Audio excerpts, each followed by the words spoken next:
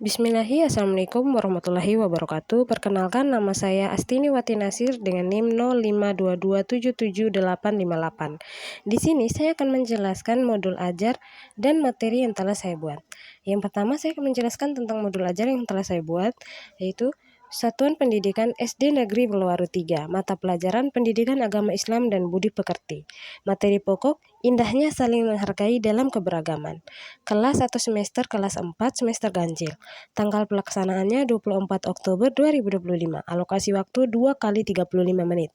Tujuan pembelajaran, di sini saya mengambil 5 tujuan, yaitu yang pertama menjelaskan makna sikap saling menghargai dalam keberagaman.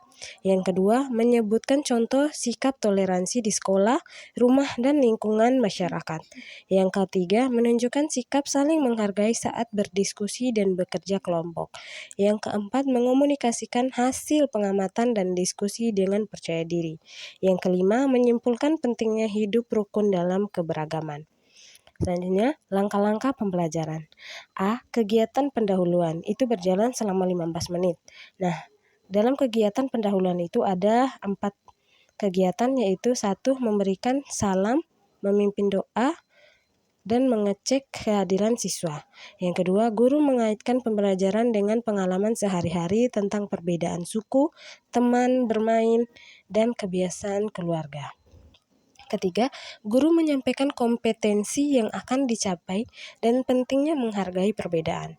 Yang keempat, guru memberikan motivasi dengan menekankan bahwa keberagaman adalah anugerah yang membuat hidup lebih indah. B. Kegiatan inti atau saintifik dan 5C. Itu berjalan selama 50 menit. Yang pertama, literasi. Guru menampilkan gambar atau cerita pendek tentang keberagaman di lingkungan sekolah. 2. Mengamati. Siswa mengamati gambar tentang perbedaan suku, agama, kebiasaan, atau budaya pada masyarakat yang rukun. Guru mengarahkan perhatian siswa terhadap sikap-sikap positif yang tampak pada gambar. Yang ketiga, menanya atau critical thinking. Siswa mengajukan pertanyaan seperti bagaimana cara kita menghargai teman yang berbeda agama? Apa yang terjadi jika kita tidak saling menghargai? Guru memberikan penguatan kepada siswa yang sangat berani bertanya. 4. Mengumpulkan informasi atau collaboration, yaitu siswa bekerja dalam kelompok kecil. Setiap kelompok menuliskan 3 contoh sikap saling menghargai yang pernah mereka lihat atau lakukan. Guru membimbing kelompok yang tampak kesulitan mengemukakan pendapat. Yang kelima, mengasosiasi atau creativity. Siswa membandingkan hasil kerja antara kelompok. Siswa membuat kesimpulan sederhana tentang nilai toleransi dan pentingnya menghargai perbedaan. Guru memperjelas konsep yang masih salah atau kurang lengkap. Yang keenam, mengomunikasikan communication.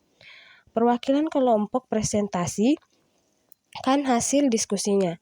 Kelompok lain memberikan tanggapan dengan sopan. Guru memberikan apresiasi dan penguatan kepada siswa yang aktif. Selanjutnya, kegiatan penutup itu berjalan selama 15 menit. Yaitu 1. Guru dan siswa membuat kesimpulan bersama tentang pentingnya menghargai sesama dalam keberagaman. 2. Guru memberikan refleksi singkat tentang manfaat toleransi dalam kehidupan sehari-hari. 3. Guru memberikan tugas rumah, menuliskan 1 tindakan menghargai perbedaan yang ingin dia lakukan minggu ini. 4. Guru menutup pembelajaran dengan doa dan salam. Yang terakhir, penilaian pembelajaran. Yang pertama, penilaian pengetahuan. Menjawab pertanyaan tentang makna toleransi dan contoh sikap menghargai perbedaan. Yang kedua, penilaian keterampilan. Hasil diskusi kelompok dan kemampuan siswa menyampaikan pendapat. Yang ketiga, penilaian sikap, toleransi, kerjasama, percaya diri, dan rasa hormat terhadap teman. Selanjutnya saya akan menjelaskan materi yang telah saya buat, yaitu dengan judul Ayo Belajar Al-Quran, Pendidikan Agama Islam kelas 5. Oke, materi yang pertama yaitu tujuan pembelajaran. Di tujuan pembelajaran ini saya mengambil 4 tujuan, yaitu yang pertama membaca surat An-Nas, Al-Falaq, dan Al-Ikhlas. Yang kedua menghafal surat An-Nas, Al-Falaq, dan Al-Ikhlas. Yang ketiga memahami pesan pokok dari surah An-Nas, Al-Falaq, dan Al-Ikhlas. Yang terakhir menunjukkan sikap berdoa dan berlindung kepada Allah Subhanahu wa Ta'ala. Selanjutnya, apa itu surah An-Nas? Surah An-Nas adalah surah ke-114 dalam Al-Quran yang terdiri dari 6 ayat. Dengan An-Nas sendiri artinya adalah manusia, termasuk surat Madaniyah. Selanjutnya, apa itu surah Al-Falaq? Surah Al-Falaq adalah surah ke-113 dalam Al-Quran yang terdiri dari 5 ayat yang artinya adalah waktu subuh dan termasuk surat Makkiyah. Apa itu surah Al-Ikhlas? Surah Al-Ikhlas adalah surah ke-112 dalam Al-Quran yang terdiri dari 4 ayat. Arti Al-Ikhlas sendiri adalah kemurnian keesaan Allah, termasuk surat Makkiyah. Selanjutnya, pesan-pesan yang terkandung dalam surah An-Nas, surah Al-Falaq, dan surah Al-Ikhlas. Yang pertama, pesan yang terkandung dalam surah An-Nas. Kita ini makhluk yang lemah, butuh perlindungan dari Allah Subhanahu wa Ta'ala. Surat ini mengajarkan kita agar selalu berlindung dari godaan syaitan dan percaya bahwa Allah Maha Pelindung.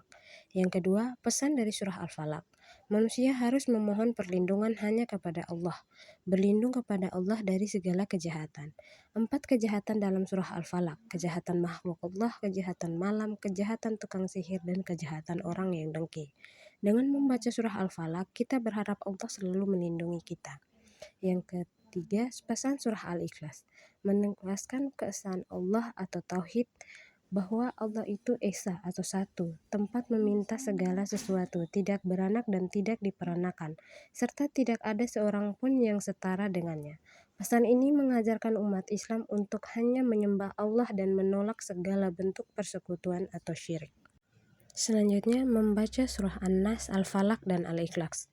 Ayo latihan membaca. 1. Bacalah dengan tartil atau perlahan dan benar. 2. Mulai dari ta'awuz dan basmalah dulu ya. Selanjutnya, menghafal surah An-Nas, Al-Falaq, dan Al-Ikhlas dengan cara yang pertama membaca berulang-ulang, yang kedua menghafal satu ayat, kemudian melanjutkan ke ayat berikutnya.